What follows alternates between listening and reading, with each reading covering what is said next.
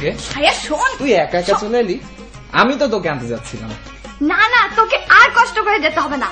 মানে কি বলছিস? এতদিন রাস্তায় যেসব ছেলেরা আমাদের আজে বাজে কথা বলে উত্তক্ত করত, আজ সব কটাকে পুলিশ ধরে নিয়ে গেছে। সত্যি বলছিস? হ্যাঁ ভাইয়া। যাক, খুব ভালো হয়েছে। আমরা অনেকদিন থেকে ভাবছিলাম কিভাবে এগুলো বন্ধ করা যায়। আরো জানিস ভাইয়া, বল। আজ ক্লাসে জানলাম এ বিষয়ে নাকি আইনও আছে। তাহলে তো ব্যাপারটা সবাইকে জানাতে হয়। যদি কেউ মেয়েদেরকে উত্তক্ত করার চেষ্টা করে তবে যেন সে অবশ্যই আইনের সহায়তা গ্রহণ করে। ঠিক বলেছিস। তবে আমার কি মনে হয় জানিস ভাইয়া? বল। আইনের সাথে সাথে সমাজের সবাইকে এই ব্যাপারে সচেতন হওয়া দরকার। বিশেষ করে তোর বয়সী ছেলেদের। হ্যাঁ, ঠিকই বলেছিস তুই, কারণ আমাদের সবারই তো বোন আছে।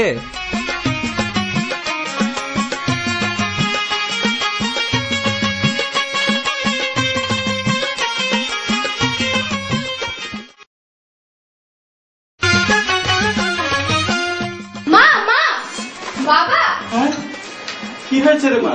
আমি না ক্লাসে ফার্স্ট হয়েছি, আর এই দেখো আমার ভালো আচরণের জন্য আমাকে পুরস্কার দিয়েছে। শুনেছো আমাদের মেয়ে কত ভালো রেজাল্ট করেছে? সব কৃতিত্বই তো তোমার। তুমি যেমন ওর লেখাপড়ার যত্ন নিয়েছো, তেমনি ওর ভালো আচরণের জন্য। না না না, তোমার সহযোগিতা না পেলে কোনো কিছুই সম্ভব হতো না। তোমাদের দুজনের কাছ থেকে আমি সমান সুযোগ সুবিধা পেয়েছি, তাই তো আমি গর্ব করে বলতে পারি আমি এক শান্তিময় সুস্থ পরিবারের সুখী মেয়ে।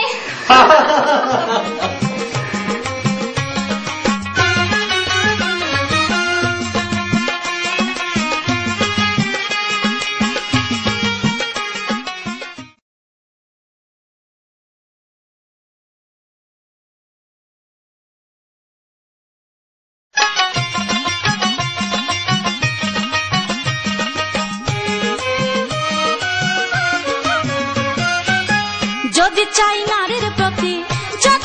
নারীর প্রতি বৈষম্য নিরসন, করতে হবে সিডো এর পূর্ণ অনুমোদন, তবেই হবে প্রতিষ্ঠিত নারীর ক্ষমতায়ন। পুরুষের পাশাপাশি যদি সুযোগ পায়, নারীরা যে কত সফল লক্ষ্য করলেই দেখা যায়। সংসদ নির্বাচন কিংবা স্থানীয় সরকার, সর্বক্ষেত্রে থাকবে নারীর আনুপাতিক হার। নারীর গুণের দক্ষতাকে যায় কি করায় অস্বীকার, নারী আর পুরুষের হইল সমান সমান অধিকার। সংসদে বরাদ্দ হবে সংরক্ষিত নারীর আসন, করতে হবে সিডো এর পূর্ণ বাস্তবায়ন, তবেই হবে প্রতিষ্ঠিত নারীর ক্ষমতায়ন। দেশের মানুষ সবাই জানে কথা নয় মিছে, শিক্ষা দীক্ষায় নারী এখন নেই তো আর পিছে। নারীকে অবহেলা করার দিন তো নাই, জাতীয় নারী নীতির বাস্তবায়ন চাই।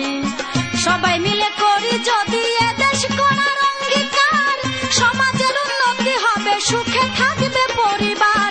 নারীকে বাতিয়া কেমনে